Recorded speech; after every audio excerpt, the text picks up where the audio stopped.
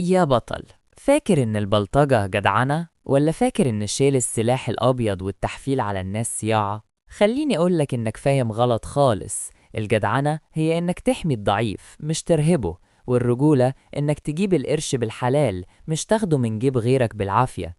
السرقة بالإكراه أو البلطجة دي مش بس بتبوظ سمعتك وبتكسر قلب أهلك، دي بتوديك ورا الشمس في لمح البصر. القانون المصري ما بيفرطش في حق الناس، والموضوع قلب جد وما بقاش فيه تهريج.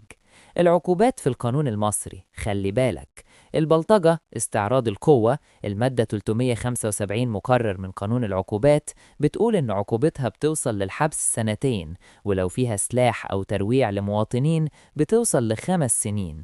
السرقة بالإكراه دي بقى جناية، وعقوبتها بتبدأ من الأشغال الشاقة المؤبدة أو المؤقتة، يعني سنين من عمرك هتضيع جوه عشان خاطر موبايل ولا محفظة.